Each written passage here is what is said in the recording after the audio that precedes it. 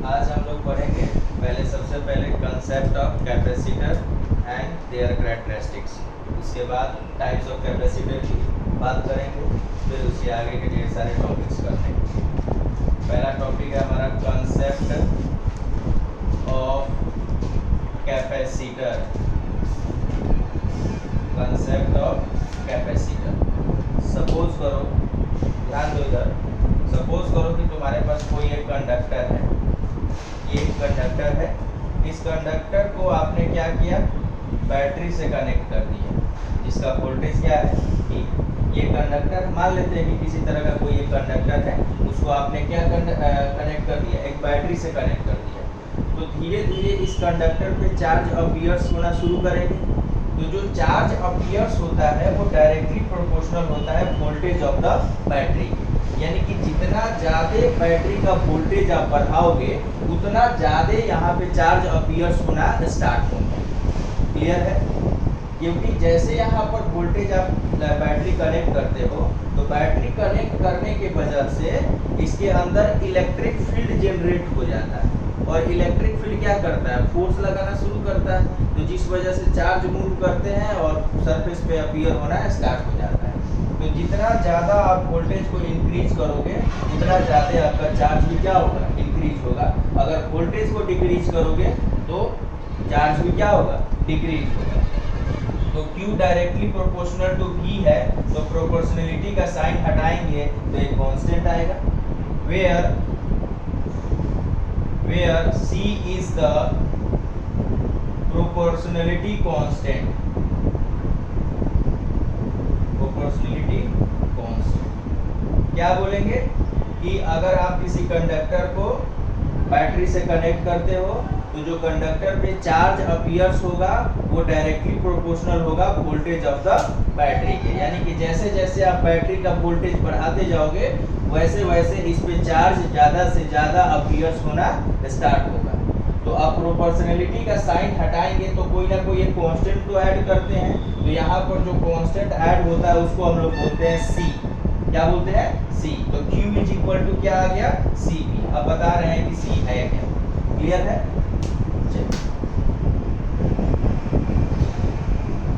अब बात करते हैं, आप बोलोगे कि C है क्या।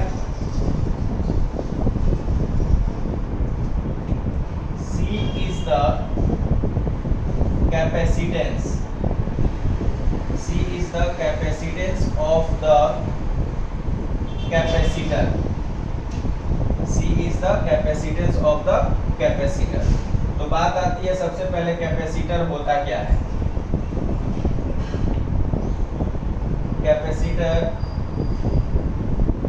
is a device which is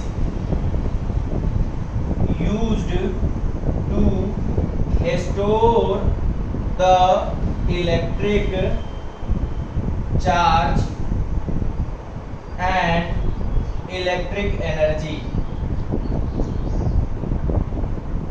यानी कि कैपेसिटर जो होता है एक तरह का डिवाइस होता है, इलेक्ट्रिकल डिवाइस है, जिसको यूज किया जाता है इलेक्ट्रिक चार्ज और इलेक्ट्रिक एनर्जी को क्या करने के लिए, स्टोर करने के लिए। क्लियर है? अब बात करते हैं कैपेसिटेंस की। कैपेसिटेंस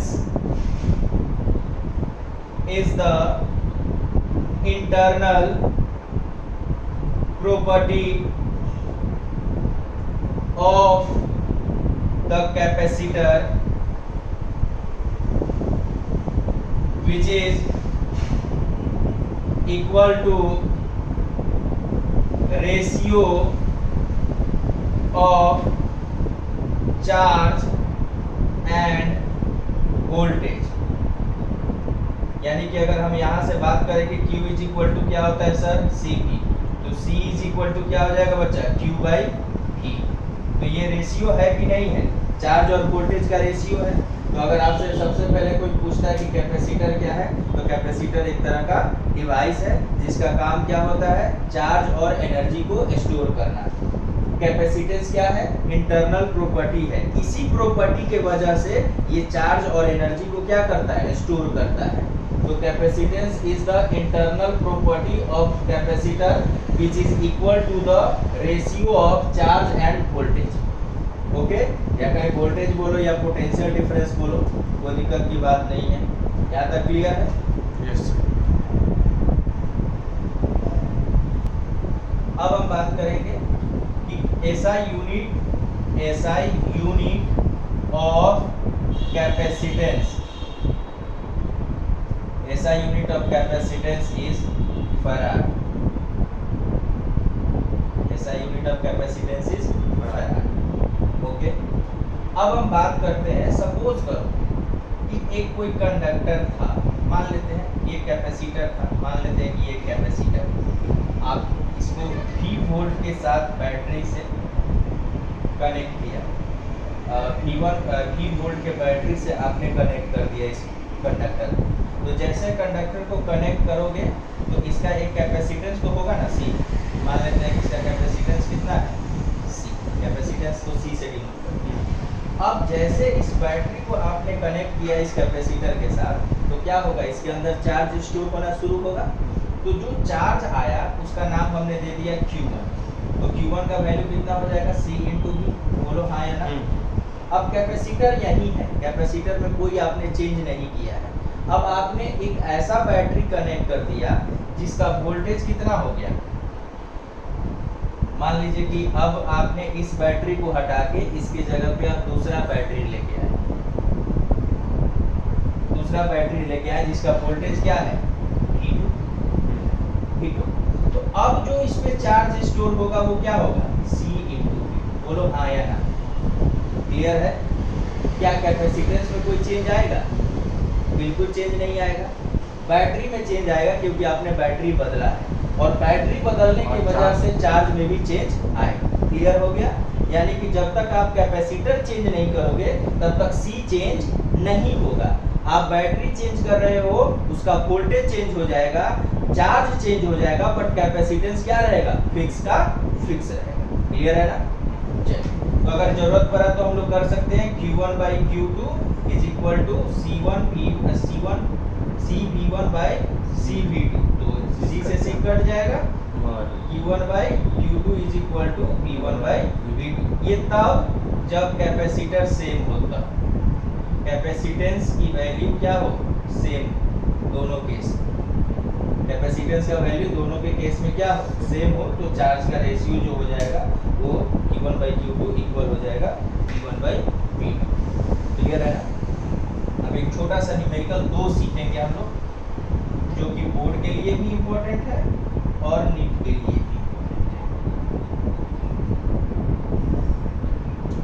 बोलेंगे। Find the capacitance of a capacitor in which 10 microcoulomb charge is stored due to 100 volt battery. यानी कि आपको कैपेसिटेंस बताना है कैपेसिटर का, इसमें चार्ज कितना स्टोर है, 10 माइक्रोकूलम, और कितना वोल्ट बैटरी की वजह से, ये 100। तो अब देखिए इसका सॉल्यूशन में सबसे पहले Q लिख लेंगे। Q कितना है बच्चा, 10 माइक्रोकूलम, यानी कि 10 × 10 का पावर -6। ओके, V कितना है, 100। अब एक बात बताओ, C इज इक्वल टू क्या होता है, Q/V होता है। Q का वैल्यू हमने पुट कर दिया 10 × 10 का पावर -6, और वोल्टेज के जगह पे हमने वैल्यू पुट कर दी 100। क्लियर है? 10 10 जा 100। अगर इसको ऊपर ले जाए तो 10 का पावर -7 फैराड लिख सकते हैं। ये 10 का पावर -6 है, और ये जब ऊपर जाएगा तो -1, यानी कि 10 का पावर -7। अगर आपको चार्ज और वोल्टेज दिया है तो आप कैपेसिटर निकाल सकते हैं।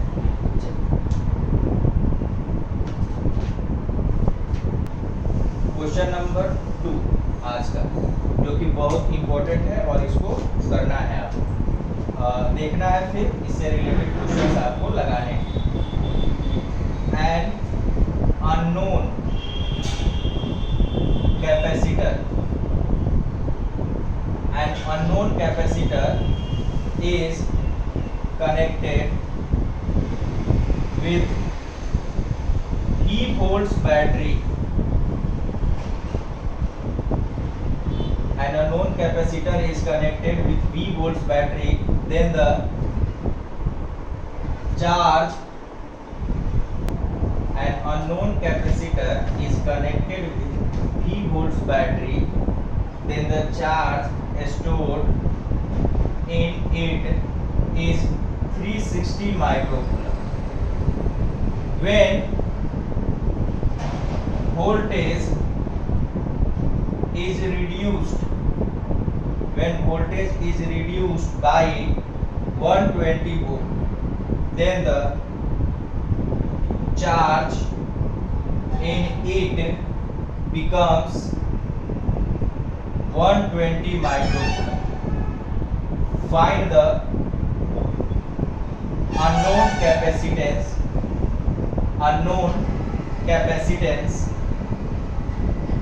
and voltage of the battery.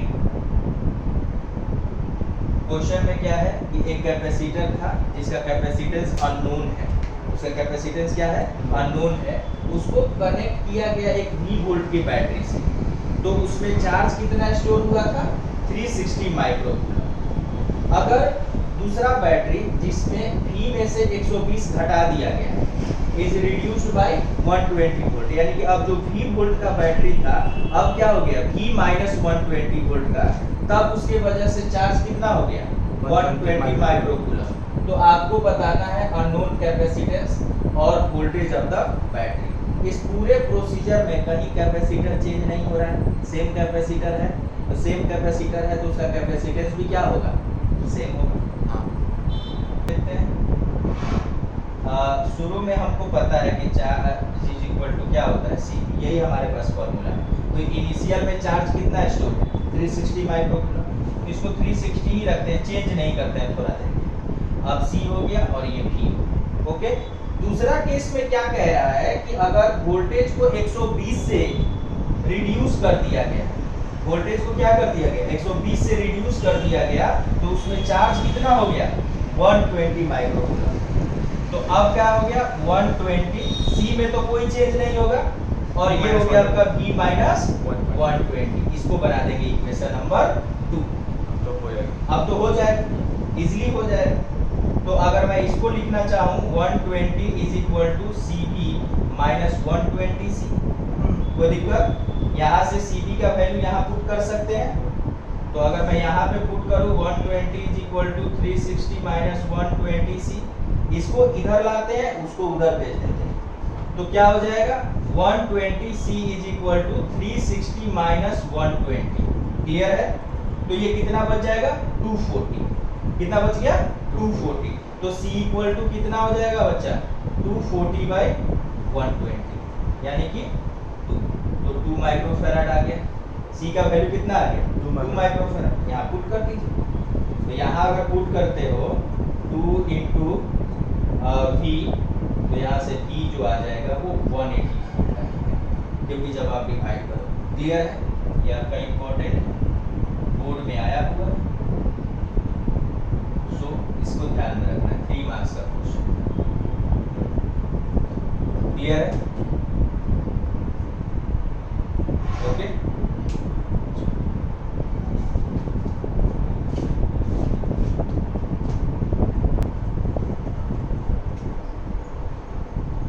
ये आपका टॉपिक बोर्ड के पर्पस से बहुत इम्पोर्टेंट है, बार बार ये क्वेश्चन आता है। क्या आता है, derive and expression for capacitance of a parallel plate capacitor, expression for capacitance of a parallel plate capacitor, और इसी के साथ रहता है right the factors on which capacitance of a parallel plate capacitor, capacitance of a parallel plate capacitor depends। ये आपका 3 marks का एक जेन्युइन क्वेश्चन है, एग्जैक्ट ऐसे ही आता है कि derive an expression for capacitance of a parallel plate capacitor, right the factors on which capacitance of a parallel plate capacitor depends. Clear है क्वेश्चन? अब हम लोग इसकी शुरुआत करते हैं। तो सबसे पहले क्या करेंगे, ध्यान से सुनना है। पहले होता क्या है पैरेलल प्लेट कैपेसिटर, वो देख लेते हैं। Parallel plate capacitor consist of 2 parallel plane sheet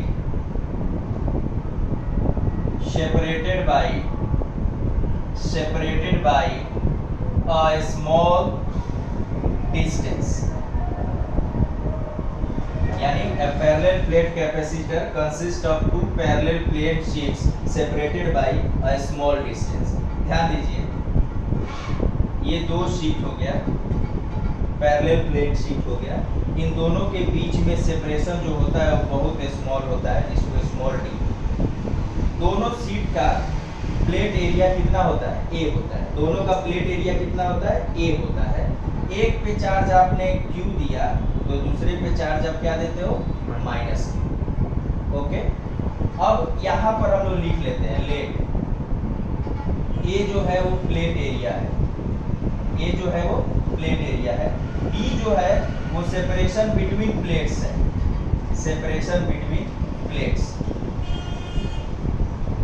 और सिग्मा याद होगा आपको, सरफेस चार्ज डेंसिटी बोलते हैं। दिया तो नहीं है बट यहाँ पर रखेंगे, कोई दिक्कत नहीं है, बाद में इसके रिलेटेड भी बता देंगे। सरफेस चार्ज डेंसिटी और चार्ज जो है चार्ज ऑन प्लेट। ओके, अब एक बात बताना, आपको मैंने इलेक्ट्रिक फील्ड बताया था, ये सिग्मा की जो वैल्यू होती है वो इक्वल होती है Q इंटू ए। सिग्मा की वैल्यू क्या होती है? Q इंटू ए। अब एक बात बताओ, अगर मैं बात करूं तो इसके जगह पे सिग्मा लिख सकते हैं और इसके जगह पे माइनस सिग्मा लिख सकते हैं। क्यों? क्योंकि सिग्मा इज इक्वल टू होता है Q by a. Sigma is equal to क्या होता है? Q by a. इसका चार्ज पता है, इसका एरिया पता है, तो इन दोनों का जब रेशियो लेंगे तो ये सिग्मा हो गया। अब यहाँ पे चार्ज क्या है? नेगेटिव है, और एरिया क्या है? ए है, तो ये माइनस सिग्मा हो जाएगा। याद करिए, इलेक्ट्रिक फील्ड का फॉर्मूला मैंने बहुत पहले पढ़ाया था, सिग्मा बाई 2 एप्सिलॉन।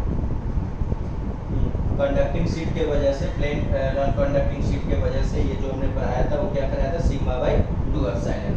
ध्यान दीजिए, इसके वजह से, पहले वाले प्लेट के वजह से, इस पे चार्ज कैसा है? पॉजिटिव है या निगेटिव है? इस पे चार्ज पॉजिटिव है। पॉजिटिव है, तो मैं एक आउटर रीजन देख लेता हूँ। तो पॉजिटिव से इलेक्ट्रिक फील्ड हमेशा दूर जाता है, तो पॉजिटिव से इलेक्ट्रिक फील्ड हमेशा दूर जाता है, तो इसका नाम E1 दे दिए। क्लियर है? जिसका वैल्यू कितना है? सिग्मा बाई 2 एप्सिलॉन नॉट होगा। तो दिखा हमारा पॉजिटिव है, तो पॉजिटिव से इलेक्ट्रिक फील्ड इधर हो गया, और ये निगेटिव है तो निगेटिव अपने पास बुलाता है इलेक्ट्रिक फील्ड को, तो उसका डायरेक्शन हमने इधर दिखा दिया। इसका भी वैल्यू होगा सिग्मा बाई 2 एप्सिलॉन। यानी कि दोनों इलेक्ट्रिक फील्ड एक दूसरे के अपोजिट डायरेक्शन में हो गया, और दोनों का मैग्नीट्यूड सेम है पर डायरेक्शन क्या है? अपोजिट है। तो जब नेट इलेक्ट्रिक फील्ड लिखने जाएंगे तो क्या हो जाएगा? 0 हो जाएगा। क्लियर है ना? अब यहाँ पर देख लेते हैं। अब एक बात बताइए, ये पॉजिटिव प्लेट है, इसके वजह से इलेक्ट्रिक फील्ड दूर होगा, इसके वजह से इलेक्ट्रिक फील्ड दूर होगा, जिसका वैल्यू होगा सिग्मा बाई 2 एप्सिलॉन नॉट। ये निगेटिव चार्ज है, अपने तरफ बुलाएगा, इसका वैल्यू है sigma by 2 epsilon not. Clear है ना? अब हम बात करते हैं यहाँ पे मिडिल, इन बिटवीन प्लेट्स कहीं भी आप कंसीडर कर सकते हो, क्योंकि ये डिस्टेंस पे डिपेंड नहीं करता है। ये पॉजिटिव है, पॉजिटिव बोलेगा इलेक्ट्रिक फील्ड की मेरे से दूर जाओ, तो ये अपने से दूर भेजेगा लाइन। क्लियर है? ये चार्ज कैसा है? निगेटिव है, ये बोलेगा कि मेरे तरफ आओ। ये दोनों सेम डायरेक्शन में हो गया।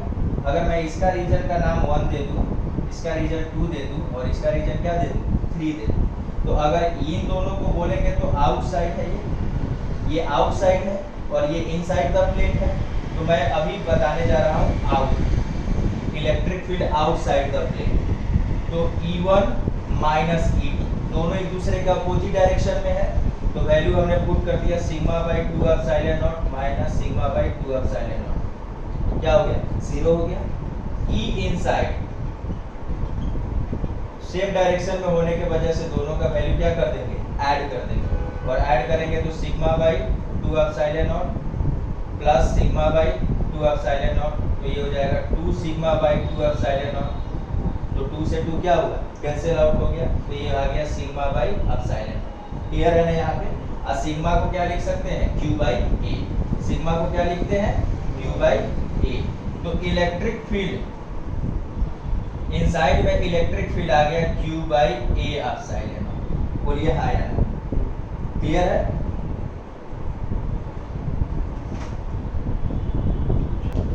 अब क्या बोलेंगे कि सर हमको पता है E इज इक्वल टू आपने पढ़ाया है E into T, relation between electric field and electric potential. तो E इज इक्वल टू क्या होता है E इंटू टी। तो E आपको पता है कितना Q बाई A एप्सिलॉन, और इन दोनों के बीच का सेपरेशन कितना है स्मॉल टी। क्लियर है। अब आप बताओ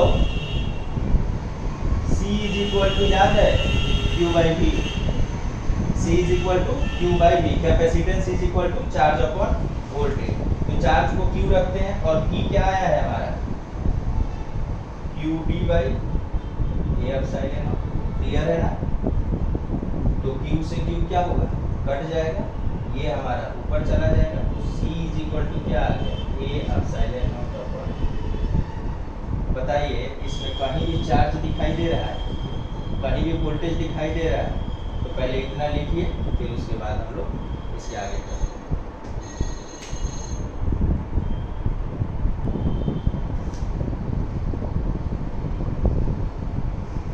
तो हमारा फॉर्मूला आया था C is equal to A epsilon not.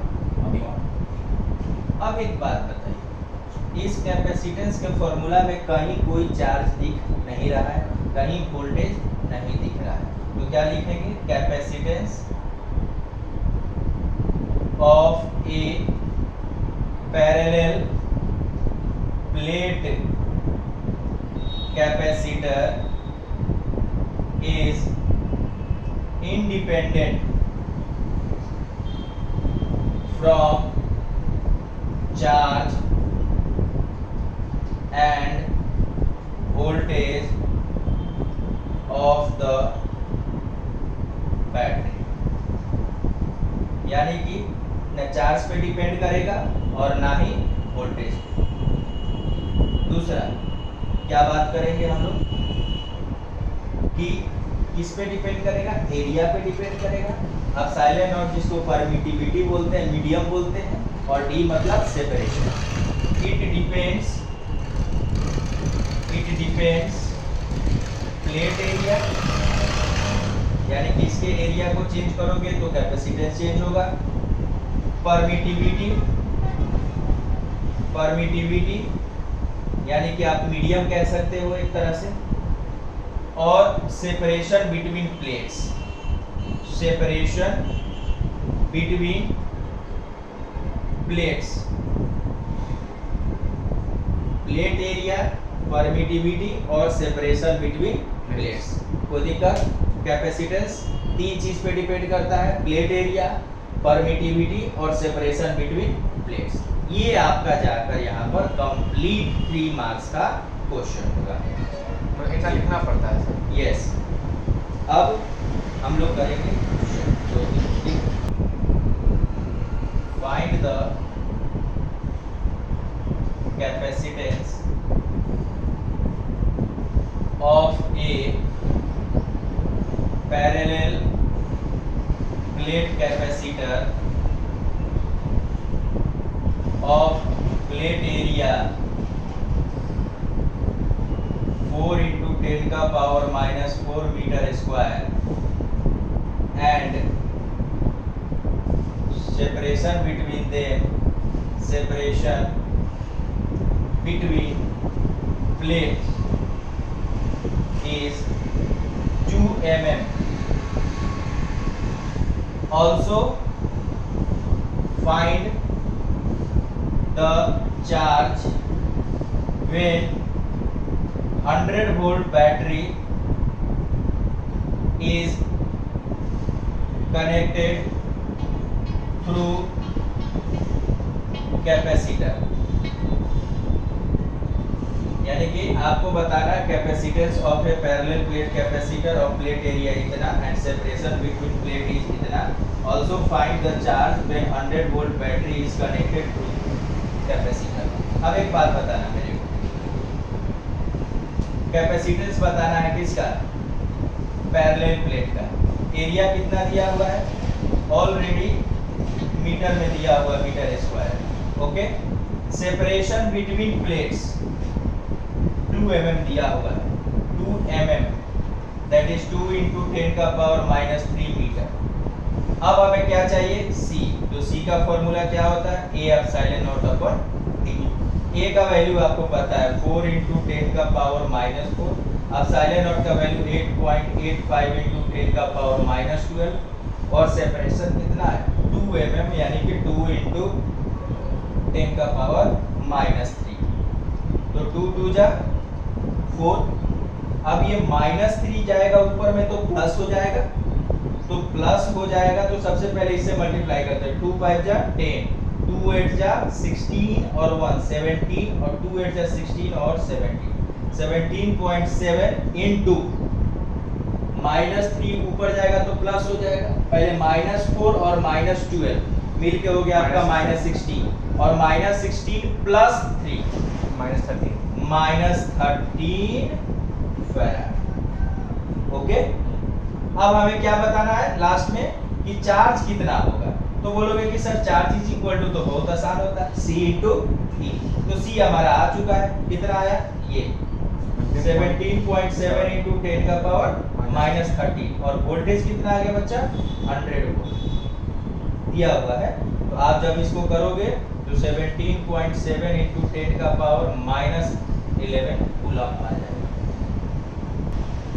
एक और क्वेश्चन छोटा सा करते हैं, फिर उसके बाद से हम लोग आगे की तरफ मूव करेंगे। Question, a parallel plate capacitor of capacitance is 8 microfarad. Okay, find the new capacitance when separation between plates becomes half। एक पैरेलल प्लेट कैपेसिटर है जिसका कैपेसिटेंस दिया हुआ है कितना? 8 माइक्रोफैराड। अब बोला क्या गया है कि जो सेपरेशन D होता है उसको क्या कर दिया गया? D/2 कर दिया गया। तो नया कैपेसिटेंस क्या होगा? तो आप बोलोगे कि sir C is equal to होता है A epsilon naught upon D। बोलो हाँ या ना। अब एक बात बताना, C इज इक्वल टू होता है A epsilon naught upon D। इसका वैल्यू दिया हुआ है कितना? 8 माइक्रोफैराड। अब नया कैपेसिटेंस पूछ रहा है कब? जब सेपरेशन बिटवीन प्लेट्स क्या कर दिया गया? हाफ कर दिया गया। तो A में कोई चेंज नहीं किया गया है, मीडियम में कोई चेंज नहीं किया गया, बस D के जगह पे हमें क्या यूज कर लेना है? D/2। तो 2A epsilon naught upon D। तो A epsilon naught upon D का वैल्यू ऑलरेडी हम लोग प्रूफ कर लिख चुके हैं 8। तो यानी कितना हो गया? 16 में। देखा आपने कि अगर आप सेपरेशन को चेंज करते हो तो कैपेसिटेंस चेंज होगा, एरिया को चेंज करोगे तो कैपेसिटेंस चेंज होगा। अगर आप चेंज करते हो मीडियम को, अभी एयर है उसके जगह पे कोई और मीडियम लाकर रख दिए, किसी वुड को ला दिए या डाई प्लास्टिक कुछ भी आप लाकर रख दिए, तो उस केस में आपका कैपेसिटेंस क्या हो जाएगा? चेंज हो जाएगा। क्लियर है ना?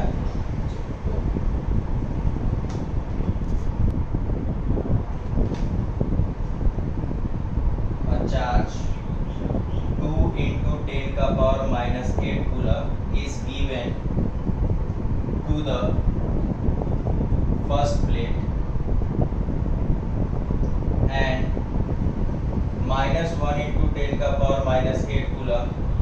is given to the second plate.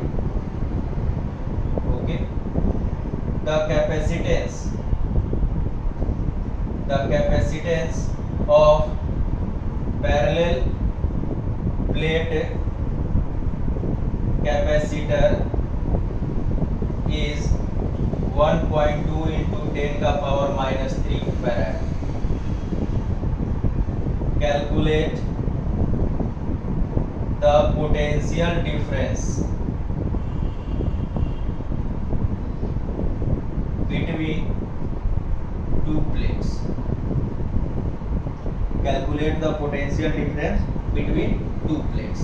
यानी कि अगर एक प्लेट पे आपने अलग चार्ज दे रखा है, दूसरे पे आपने अलग चार्ज दे रखा है, यानी कि यहाँ पर दोनों प्लेट पे सेम चार्ज नहीं है, एक पे कुछ है एक पे कुछ है, और कैपेसिटेंस दे रखा है वो तो अलग बात है। तो उस केस में जब वोल्टेज पूछेगा तो आपको फॉर्मूला अप्लाई करना है Q1 minus Q2 upon 2 into सी, क्योंकि नेट चार्ज होगा वो Q1 माइनस Q2 बाई 2 हो जाता है, और ये सी कैपेसिटेंस।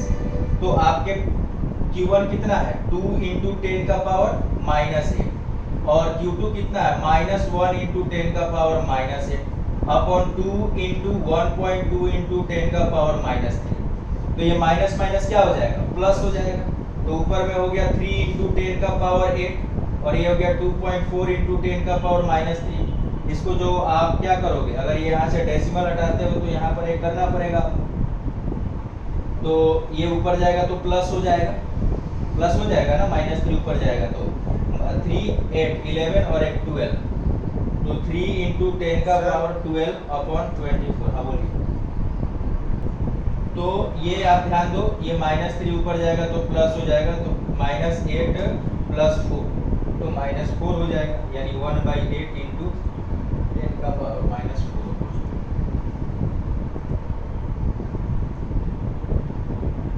ओके, 1/8 इंटू 10 का पावर माइनस 4।